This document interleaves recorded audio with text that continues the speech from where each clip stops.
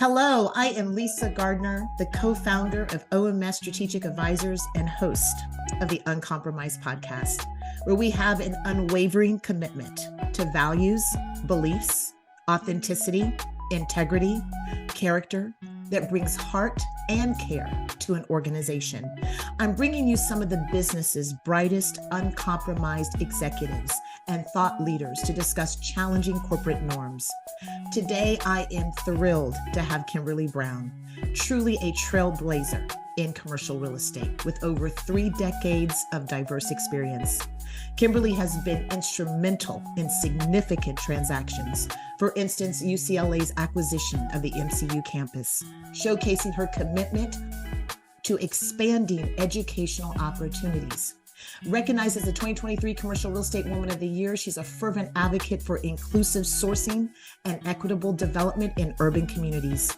Join us as we delve into Kimberly's journey and her impactful work in bridging the equity gap in real estate and beyond. Kimberly, thank you again for being a part of the Uncompromised podcast. You have some very great things to share today. I'm very excited. You're doing work that I believe very few people are doing in commercial real estate at your level. I also enjoyed my conversation with Tamla Thornton. She has made a huge contribution, I think, along some of the same areas that you're going to talk about today. And so let's get started. My first question is around currently of what you have shared with me. In addition to you being the president of AAREP, and by the way, one of my guests was Herman Bulls just last week. And so he was able to speak a little bit about being the founder of the organization and how well it's doing and how it really complements Executive Leadership Council as well, ELC. And that's sort of where the idea was birthed for him. For AAREP. So you might want to touch a little bit about that, being the president of Los Angeles.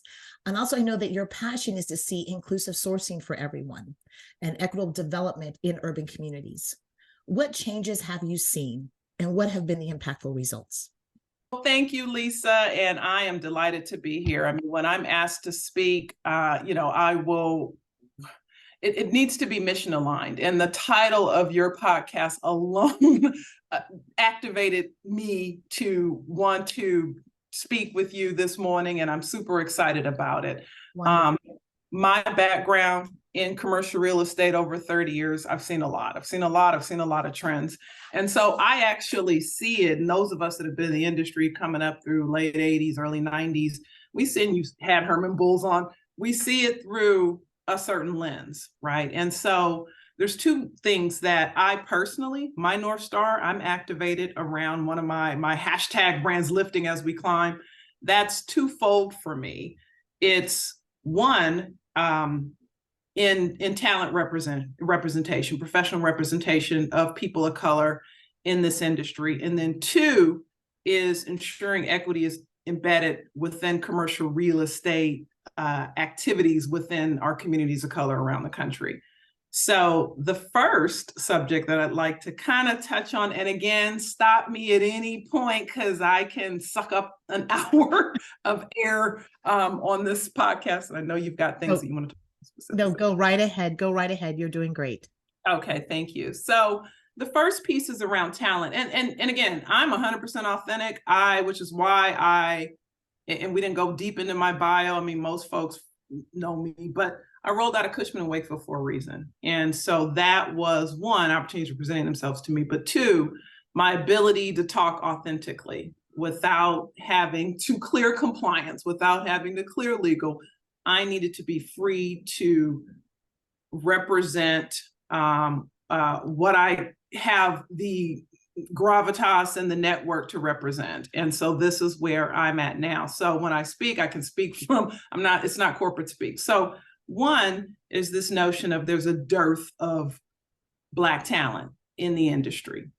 Those of us that have been in this industry for many years, we don't see that. We see an explosion of next generation professionals. When AAREP LA, and you mentioned that I'm president of AAREP LA, I'm also kind of de facto leader of the AAREP National Network, which includes, we've got about 10 chapters around the country. The 2 flagships are DC, of which Herman Bulls founded, and also Los Angeles. And the organization was started in New York. Anyone on the phone, if you remember AAREP from circa 1990, there are a couple folks that are Richard Eady, Lamont Blackstone, a couple folks started AAREP Yes. over 30 some more years ago. So the legacy continues. But when the industry first started, like in LA, for example, if we had a meeting and we had 20 people, we're like, wow, where did these people come from? Right. Then with next meeting, we got 50, 50 Black folks.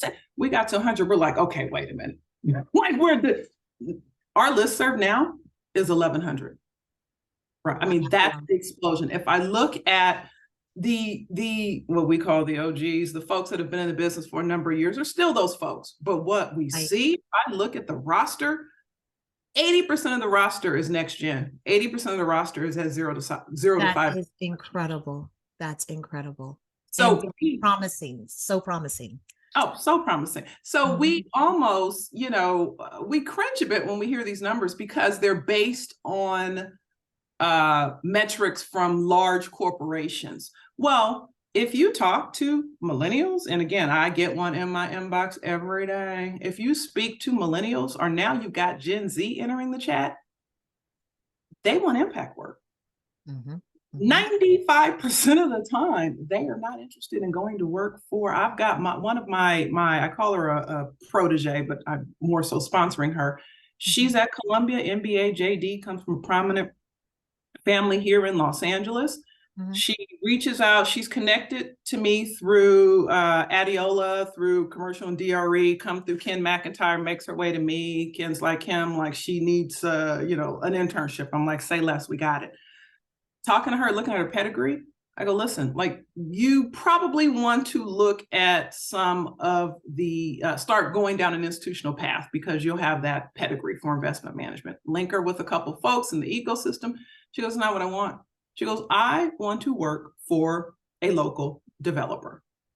We ended up getting her an internship with a company here, a local developer here in Los Angeles is what she wanted. And so that is what's happening. So I say that to say the talent is there. It's just not at, I'm not going to roll off any names because we've got a lot of those names as sponsors.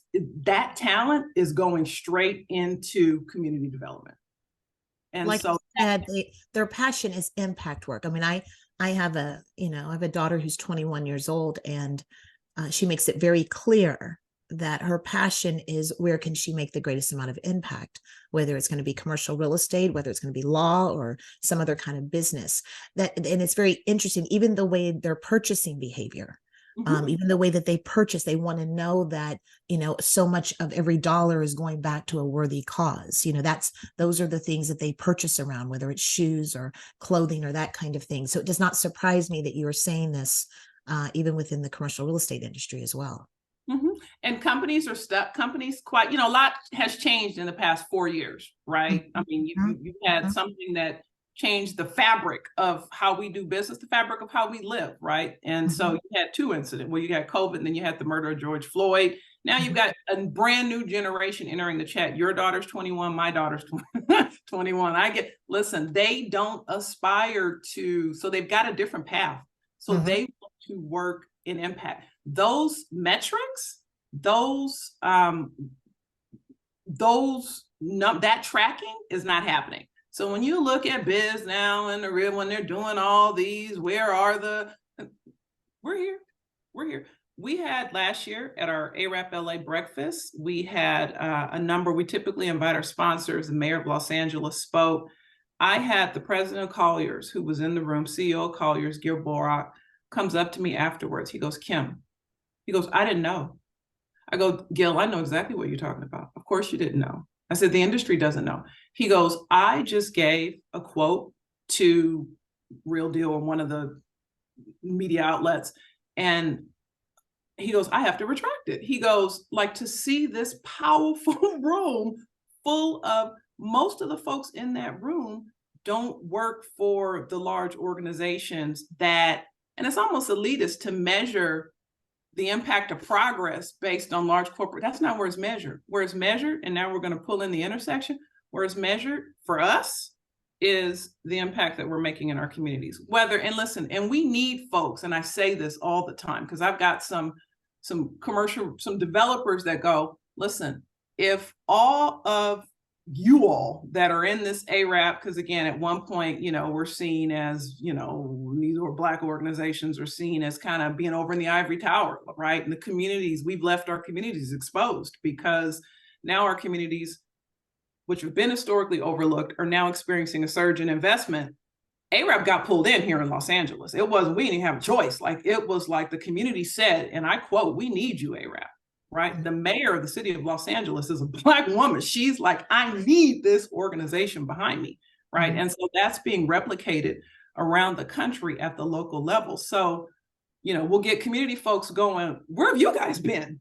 Right. And so like, "Oh, we've been over there having wine in the 54th floor of the networking amongst ourselves." Right. And so meanwhile, capital markets, private investment, they're eating up our communities, transforming them.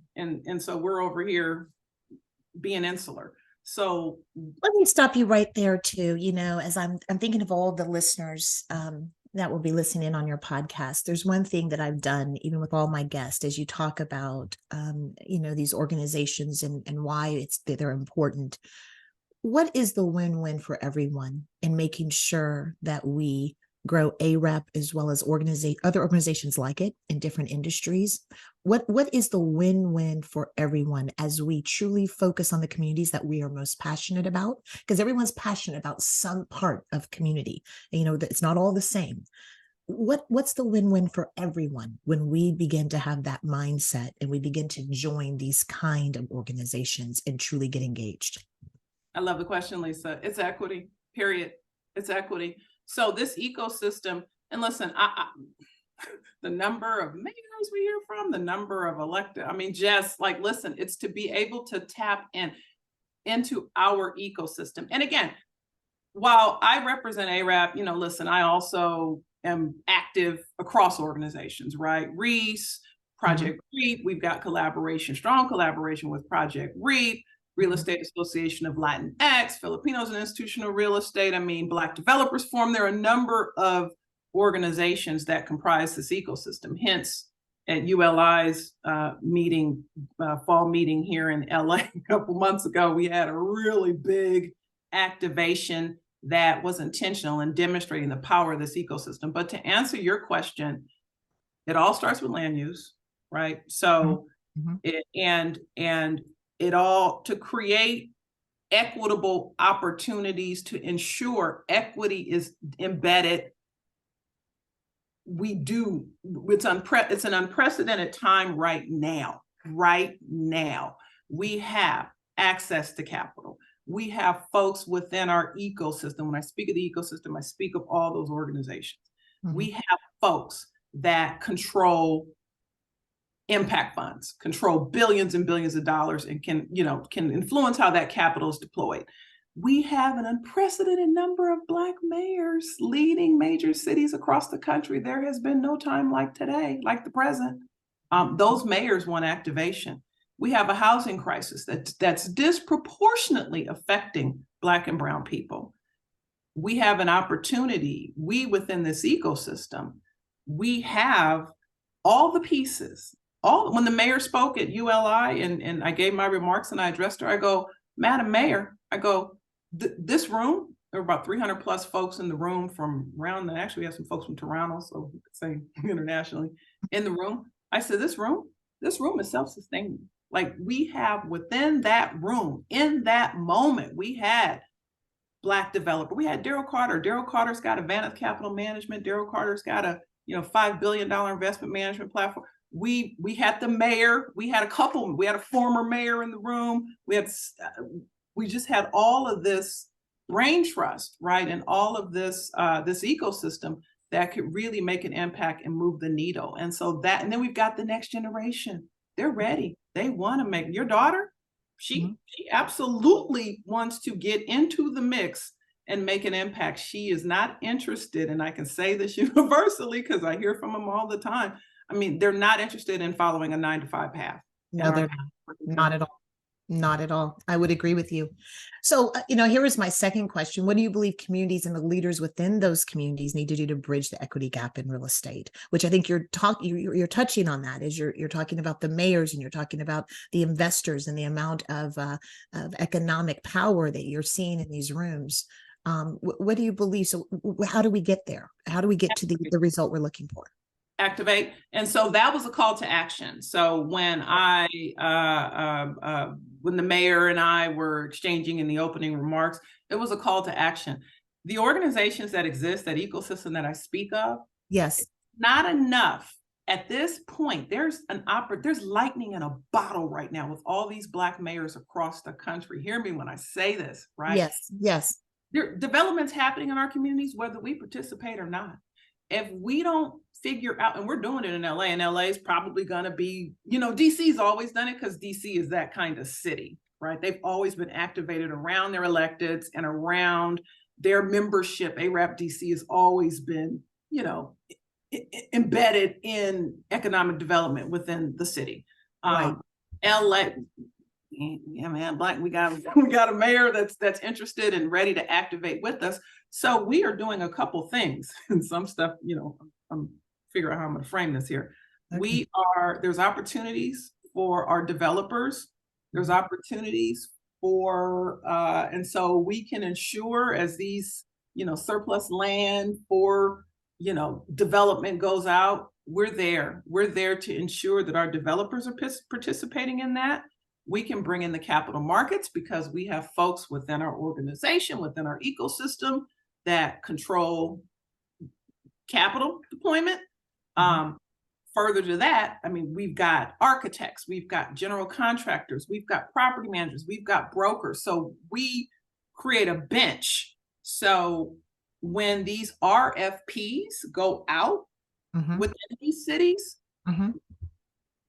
AAREP chapters are seen as the kind of the go-to to ensure that equity's embedded, particularly because oftentimes these opportunities, because our communities are a bit of the historically overlooked, historically disinvested, they're hot right now. And so through a programmatic way, and this is what we're doing in LA, is ensuring that AAREP members are at the table, right? So we're hosting roundtables. I got a call last week from the mayor's office of the city of Long Beach, right? Like they want to, got Black mayors, they want to activate. So if it doesn't happen through our ecosystem, it happen in a programmatic way, because if it's not us, then who? Right. So I like what you're saying. So they want to make sure that the AAREP members are engaged around the table at the decision-making level. So what are you seeing from that? Can you give any examples without, I know you probably can't talk too much detail, but can you give me some examples of what you're seeing? What city is progressing more forward in that? You talked about DC, you talked about Atlanta, you talked about LA, New York. Tell me just a little bit there as well. Yeah, and I'm going to just speak. And again, I do lead the leaders of the AAREP National Network, but I'm not going to speak on their cities. I'll give you an example of what we're doing in LA. Okay. When I say at the table, I mean economically. I mean feasting. I mean eating, right? I mean advising. There's a consultative piece to this, absolutely. And so, for example, ULI spring meeting, ULI sponsors AAREP LA.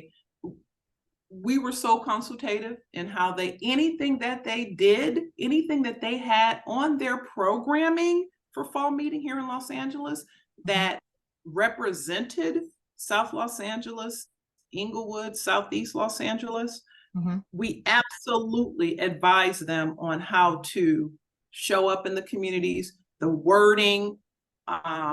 We just had a lot of collaboration with them, change their best practice. Now moving forward, as they go into cities, as they go into New York in fall, they will activate the local chapter there, which is actually, just to throw this out there, so CURE, the Council of Urban Real Estate, has its roots in AAREP. It is the original AAREP chapter. It's a REPNI. That's why their logo looks the same. And so they rebranded about 10 years ago to open up the diversity. But the rest of the AAREP chapter said we're going to stay AAREP, which we're glad we did. But nevertheless, so now ULI will activate CURE when they show up in New York, because they understand that it's communities themselves are sensitive right now. We know that, right? We hear so much about gentrification, and not just some gentrification is necessary, it's investment, but the displacement piece.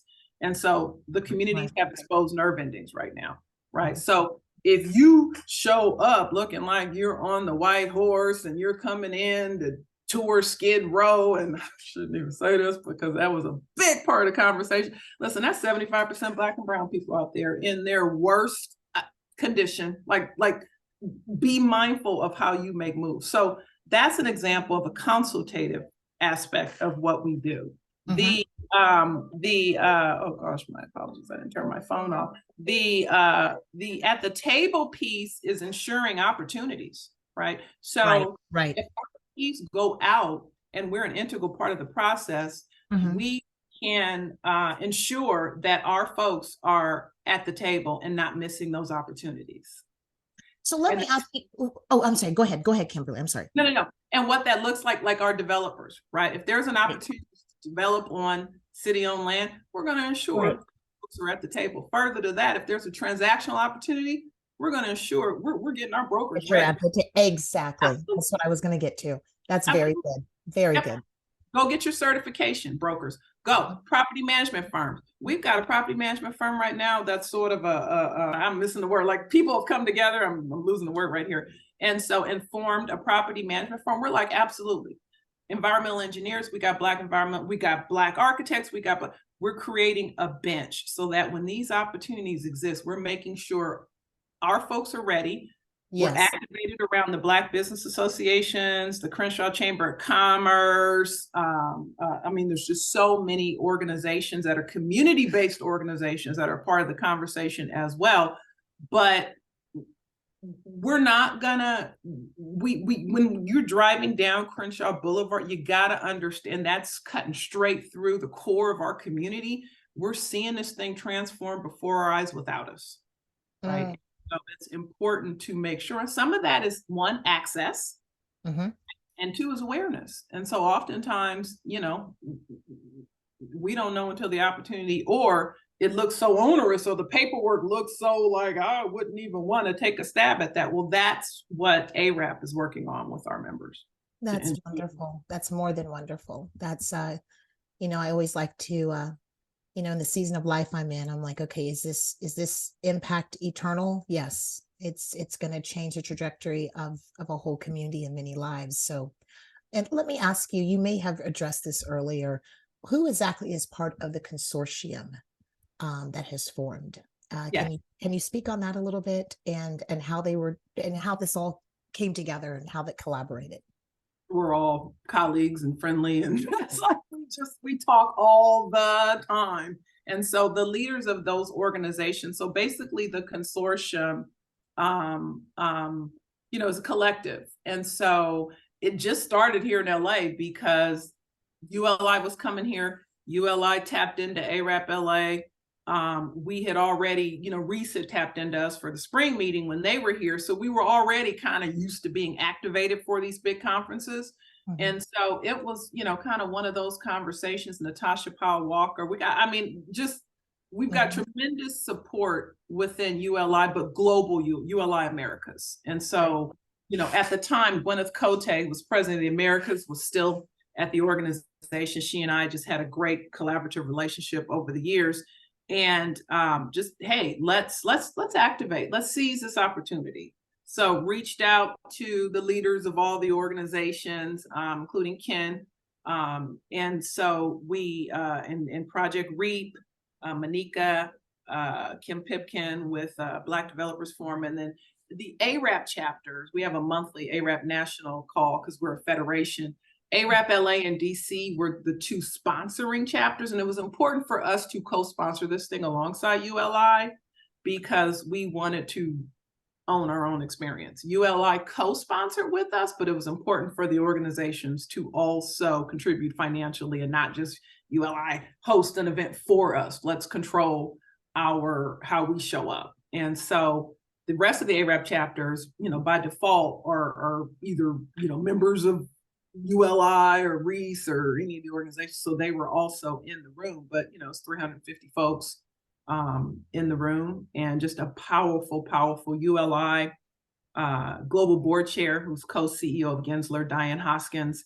She represented ULI. She's a Black woman, represented ULI. Again, the mayor of Los Angeles came out and did opening remarks and a greeting to the people, and just gave us a charge, another call to action. Go back into your communities, folks. Activate. See what we're doing here? Go back into your communities, engage your electeds, and get some equity embedded in what's happening. That was my follow-up question, is obviously you're setting the template, sort of the test market of how this is done, so that it can be rolled out in places like Dallas, Fort Worth, even, I know that our AAREP organization is very new here, but it's doing very well. And that was my follow-up question to you is, what is the commission that you are giving those that are wanting to do something very similar, in trying to build? What are the resources that, I'm sure that they can call you. I'm sure that they can, communicate with you on how to get started, but just a little bit around that as well. What have you put in place? Great question, Lisa. Thank you. So AAREP is a federation of chapters. And so each chapter kind of runs independently. And I'll tell you, it's so interesting. And shout out to AAREP DFW, because I'm so incredibly proud of Brandon and Kamisha and exactly just what they've done. Like, I can't even.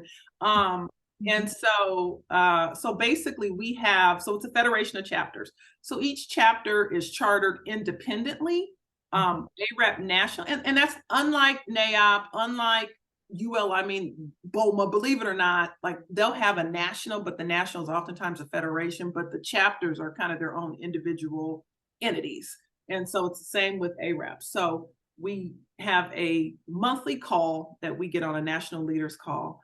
DC, Heather Wellington, and myself mentor chapters, and we have a process that we go to Yes, absolutely. So Brandon, and so now, but guess what? Now, Brandon, when new chapters are coming, like Vegas is the next chapter that's sort of brewing, and a couple other, Detroit and some other markets, markets.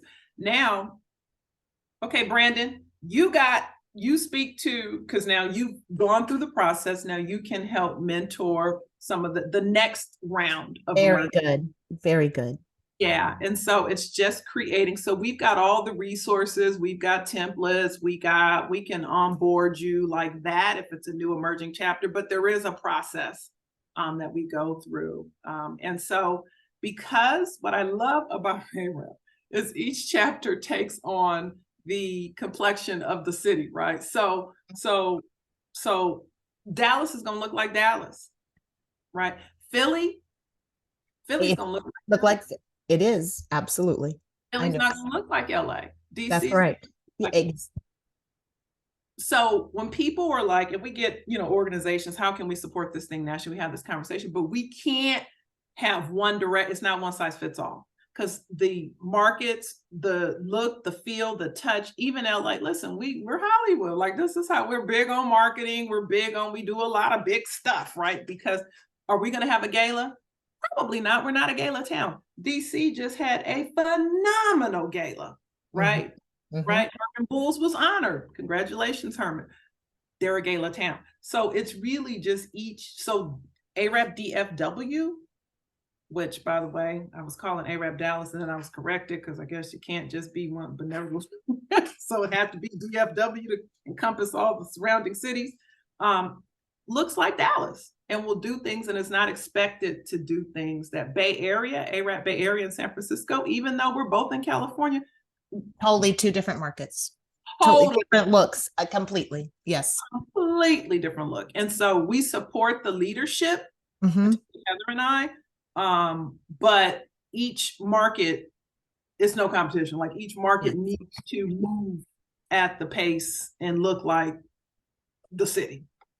Absolutely. Absolutely. Makes complete sense. Well, I'm going to shift gears a little bit, and I'm going to, thank you for um, allowing this podcast to be part of your communication about what's, the newest of what's going on with the consortium, with AAREP LA.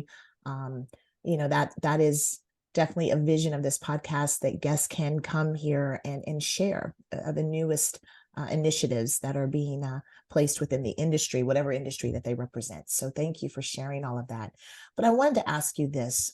What are you sharing with the next generation that is key to their success? Wow. And can I get, and we put some mentorship. So we're programmatic in everything we do. Cause I mean, like, I hear from so many and I can't, right? I just can't humanly possible respond to folks. So, we've got some things in place. Everybody has a mentorship program. We get it. We take it a step further. We're almost like a sponsorship program, right? Like, our first approach, we'll assign folks to consult with and talk to.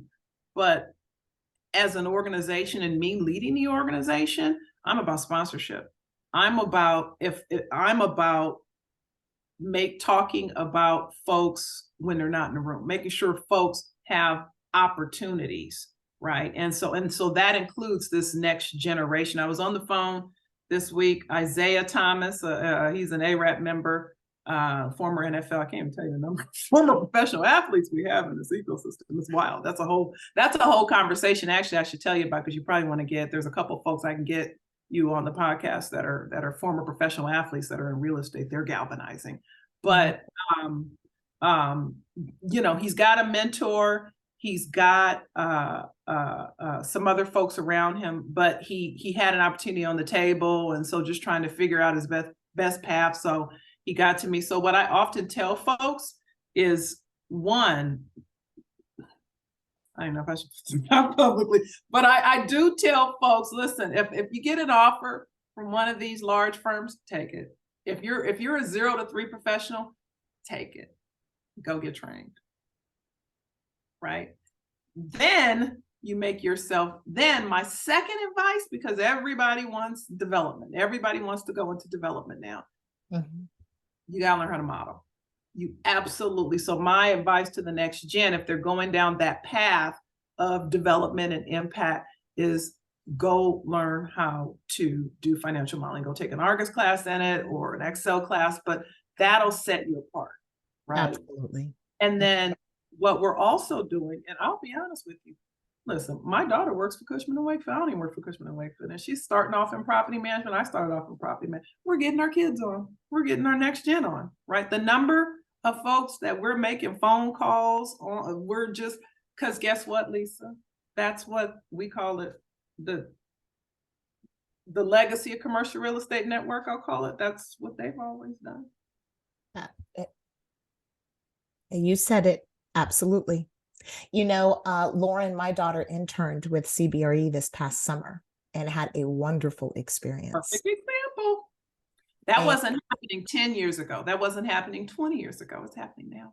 Absolutely. And I believe that they are receiving the best and the brightest talent in this next generation, because they've watched their parents, whether they know it or not, they've heard the vocabulary. They've watched their parents around the dinner table. They've seen the interactions on the phone calls. So they're coming in not at ground zero. They're coming in at a whole nother level, because their parents have been in the business for a long time. So they're getting the best and the brightest for the industry, I believe. So I concur. And what I'll also tell you, and to the next gen here, because again, we've got a really robust next gen. Patience, people, patience. Like, I just can't even tell you. There's a running joke, like, okay, I've been at the company for 2 years, and what is it going to take to get that CEO job? Like, listen, like, you gotta put in the work. You gotta have some patience. Yeah, absolutely. And I believe the right advice is go get trained, go get some work experience. And also it helps them to learn the dynamics of an organization, which is very key. And I think about Lawrence and I, who started this company 15 years ago, without the background of corporate, I come from consumer products, corporate, global, and he came from, as you know, Cushman and Wakefield and Trammell Crow. Without that experience, there were some tougher decisions we would have had to make over the past 15 years, but we inherently knew and we were ready. So I think absolutely that is a good groundbreaker for the next generation. Great advice. And I often, like, they'll push back because they don't want to, right? They want to go straight to Right. work. Oh, yes. Oh, But yes. Yes. that developer needs you trained. That developer often, that developer doesn't have a training program. That impact of that local community developer you're working for, like, they need you trained. So if you go get trained, you're going to make yourself that more, then we'll be able to match you up with a career, but you're coming trained. Absolutely. Absolutely. Let me ask you, Kimberly, what has brought your heart joy over the span of your career? Oh my goodness. Can I tell you, like, now is like I can see the culmination of my career professionally. I can see it all. It just all intersected this year, particularly alone, since I rolled out of Cushman and Wakefield. And again, I was actually a little bit, I actually started in property management many, many years ago and many years ago. The past 25 years or 20 years, I was working for a women's business enterprise or brokerage firm, chasing what we call global occupier business, which is a Fortune ranked company. So most of my career, interestingly, has been spent in brokerage, chasing tenant rep, chasing corporate business. So I've got like a whole life, a whole history, a whole network around that. What's interesting is now this found me, this moment now where now that my pivot has been, and it's come to me, is just around transactions and around development and increasing housing production and the preservation of housing, particularly because of this crisis right now. So it's created a unique opportunity for me to be a catalyst in this. And so I recognize, and I'm a galvanizer by nature. My neighborhood, I live in Long Beach, Cal. Listen, I have 500 folks in the street during George Floyd's murder. Like, I can galvanize. And so I look at, like, even I was always class mom. My daughter played club volleyball. I was always team manager. I'm just always that leader. In everything, or in an organization. Next thing you know, I'm vice president. I'm even AAREP. I'm one of the founding officers, but never want to be president. Just always put the next person out front. No. And then I found, okay, all right, you can't beat them, join them. You got me. So I can see that. I just told my daughter yesterday, she's 21, she's soon to be senior in college. And I just told her yesterday, because she's like, I'm having this existential crisis right now. And I go, listen, I said, look, you probably don't see your meaning of life right now, but you will, right? And so I told her, I said, listen, Kaya, this year has just been a moment for me because it's took a leap of faith, rolled out of corporate. I call it washing up on the shore. I mean, opportunities presented themselves to me left and right, but I see they're all mission aligned opportunities. And so I don't even know if I'm answering your question, but I just see the culmination. So I told her, I said, listen, you might not see it now, but you'll see it. It might be 20 years from now, but you'll understand that the course of your path will hopefully converge if you're intentional about it. If you're just kind of out here, but if you're intentional about the moves you make, and I'll say this as I'm in a little professional, run everything through a filter. I'm asked to do a lot. I'm tapped in to do a lot, right? Listen, if an organization comes to me, I had this conversation yesterday with the port of one of these big cities, contacted me about an RFP. My ears perk up because that means I can bring a bench to the table and make sure that our folks are a part of this process and seeing these opportunities. Listen, I'm going to turn that into, if you want to tap into this ecosystem, you have to support what we do. Right. And sometimes a conversation around how the port can support AAREP LA, because you're looking for engagement, you're looking for access. We don't exist without support. Somebody else is supporting. So that whole thing. But to be able to have those conversations and to be able to be here now, Lisa, like, I recognize, and I don't take it lightly, I recognize my role. I've heard from Herman Bulls. I've heard from Daryl Carr. I've heard from some titans, right? I recognize my role in it all right now. And I don't take that lightly.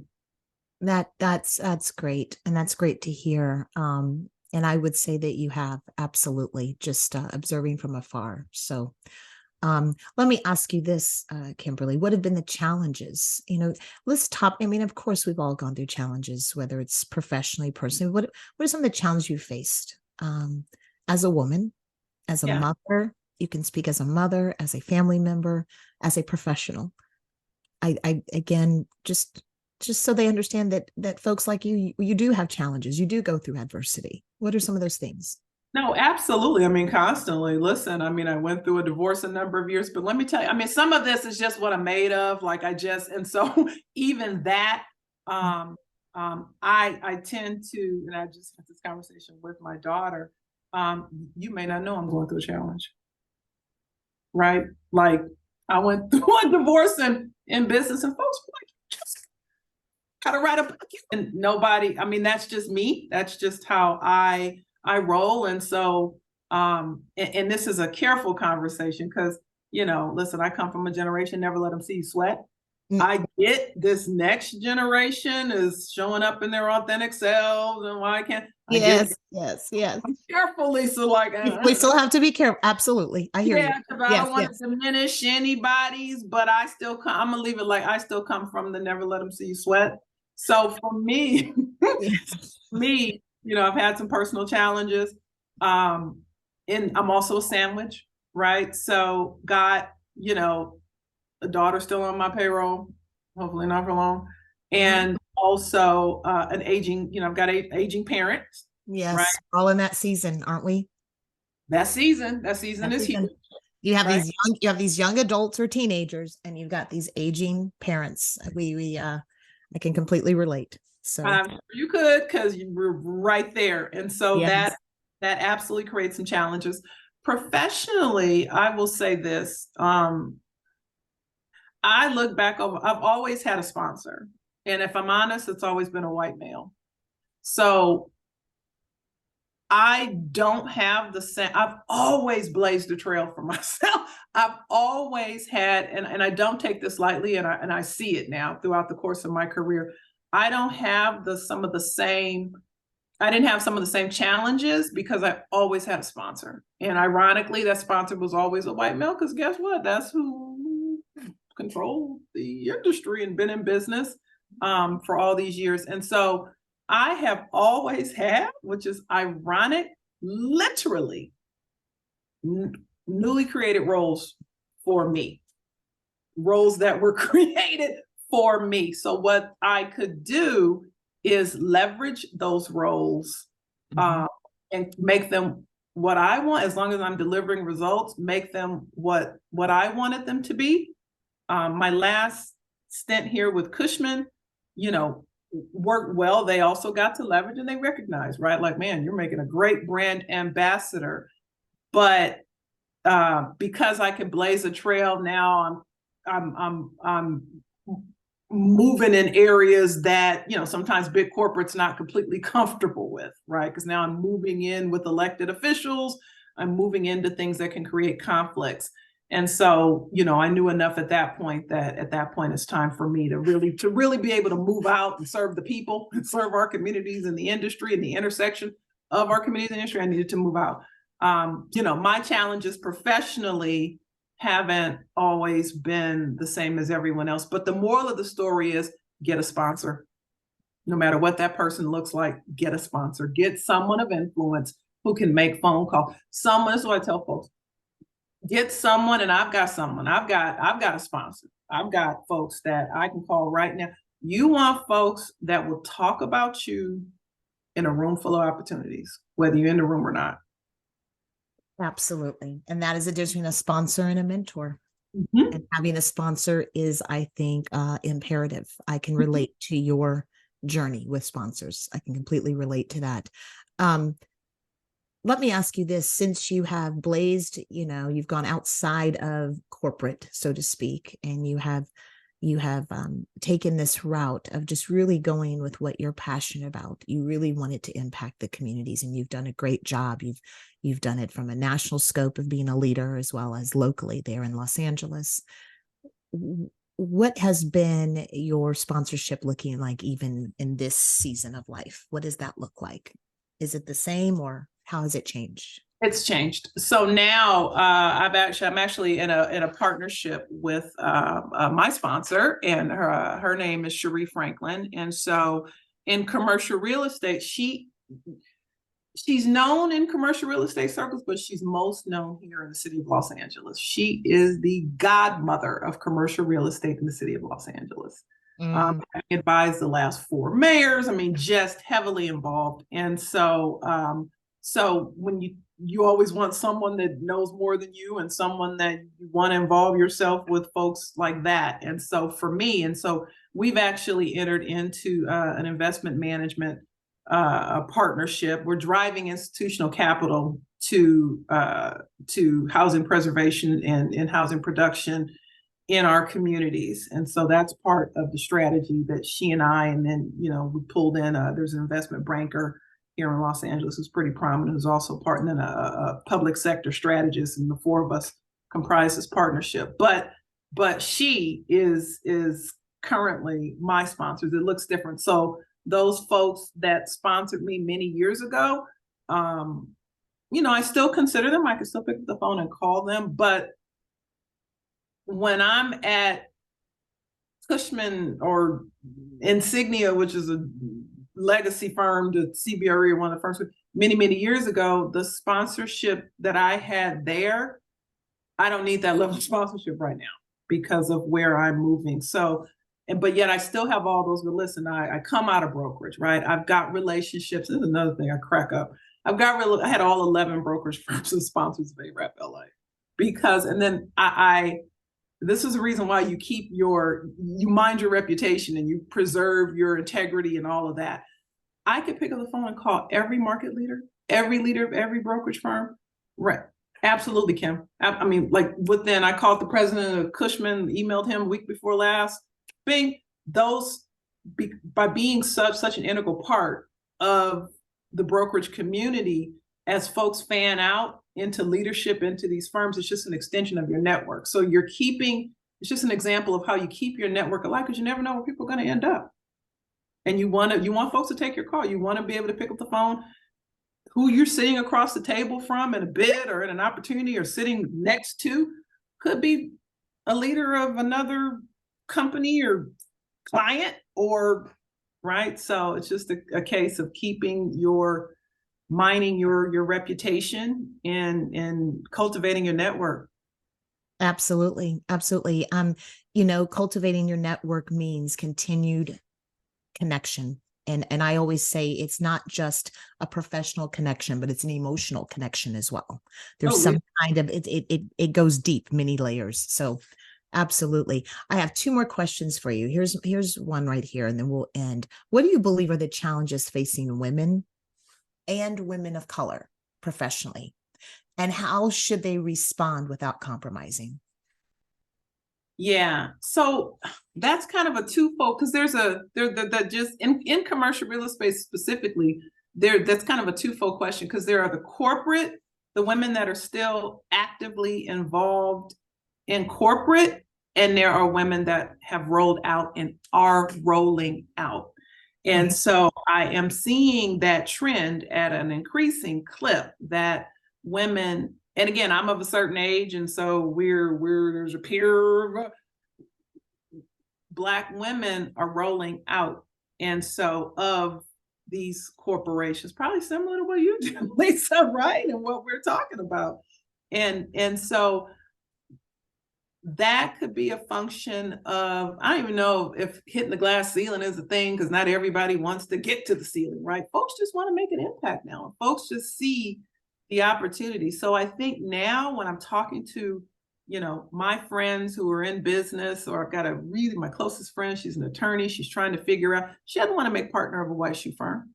She's like, Kim, that's not what I'm doing. Not at this stage in life, right? Like, she's trying to put herself on a path where she can make an impact, where she can practice law in a way that fulfills something. And so that's the trend that I'm seeing with Black women right now, is just the need to make an impact. The other thing is, and again, I can speak from my group, the kids are aging, kids are going out. So now it's, what do I do next? Right? You've got like the first generation, our daughters are looking like, there is no way I am going to work 9 to 5, commute an hour each way. Like, who wants to go through life and do that? Right? The next group, millennials, are moving into position. Those women, Janae Hillard, I'm going to shout you out here just because I see the next group of older millennials that are moving into managerial roles. Mm-hmm. We need women, people of color. We need everybody everywhere in all positions, but I am seeing like that changing of the guard. And, I'm encouraging it. Like we don't need everybody working in the community. We do need some people working for yeah, absolutely. Yep. Absolutely. It's a representation and a mixture of both, representation on both sides of the coin. And, and again, I always like to get back to the question, what is the win-win for everyone? The first thing, Lawrence and I have always said when we walk in a room that, diversity, equity, inclusion is not an emotional decision. It's a business decision. Mm-hmm. And it's something where there is no option to it. So mm-hmm. whether you're on one side of the coin, working in the ivory towers, or on the other side of the coin, doing your entrepreneurship, or deciding you want a more impact kind of career, as you state, both are a win-win. It's not an option. It's just where we are as a culture, as a country. And we have to get on the bandwagon. We don't have a choice. So, Lisa, beautifully said. I mean, I love to talk more about you because I wanted this to be a two-way conversation. But it absolutely. When I think about this podcast, first of all, it's a labor of love. Do I have time for it? The answer would be no. Am I making time and priority for it? Yes, because I do believe it's something that God has put in my lap for this time and this season. And there's one thing that I absolutely am loving about this. It's not so much, of course, it's about the listeners, but my guests get to talk about themselves. They get to reflect. And a lot of the questions I'm hoping are questions they don't think about on a regular basis. And I'm finding that they are able to reflect throughout their careers, they're able to reflect on the personal side, the professional side, similar to what you've done today. And I think it's a blessing back to the interviewee. And I just, that's the part that I'm enjoying the most. Of course, the listeners are receiving something from this, but it's the guest. The guests are able to truly communicate. A lot of them don't think about the things that they do. But the questions hopefully make them think, okay, I actually did it this way. There's one question I did not think about asking you, but I asked this to several guests that is when you walk into a room and no one looks like you, how do you emerge yourself as one of the servant leaders in that room? How do you make sure you're not invisible? How do you make sure that you are heard? How do you make sure that they understand who you are, even though you may not look like everyone else in that room? I love your questions are so good. And let me say, I'm just going to applaud you on this podcast because I honestly, I don't you've asked such deep and great questions to pull different content out versus just, talking about myself or just talking about this. It really became just a great discussion that was able to punctuate some of the things that I'm doing and that this organization is doing. But I will tell you, and again, I'm built a little bit different. When I walk in the room, I know I'm walking in the room. I'm built different. I get it. Like when I walk in the room, and I will tell you, when I walk in a room of folks that look like me, I get a charge. I'm going to pause in the doorway. I'm not even kidding. I'm not even kidding. And so there's a woman, she's at one of the large asset management firms. And so she was on an email trail as I'm talking to the senior leaders of the firm. And so she goes, "Are you really as confident as you come?" I'm like, "What?" So I actually get a charge by being the only one in the room. And so I'm built a little bit different like that. And so I absolutely love it, Kimberly. I probably could have guessed that was going to be your answer. That's why I'm chuckling. Listen, and if I'm honest with you, I'm 6 feet tall. Like, it doesn't hurt. Like, 6 feet tall. Oh my goodness. I mean, you gonna see me walk in, so I might as well own it. And guess what? I'm gonna own it, right? And I'm gonna pause for a minute in the doorway. Well, so let me ask you this. Here's my last question for you. Tell me about your family. Tell me about where you grew up. Yes. Who helped pour out and who helped to pour out all of that within you? Wow, I love this question.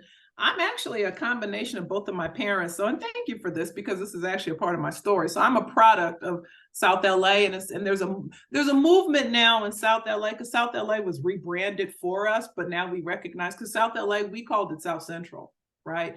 And so now Black people are calling it South Central again, because the transformative South LA was done not by us, but it was done to us, and now we're seeing it happen before our eyes, and we're like, wait a minute, this was rebranded for a reason, and to be attractive to outside, and now that's working, and now we're here.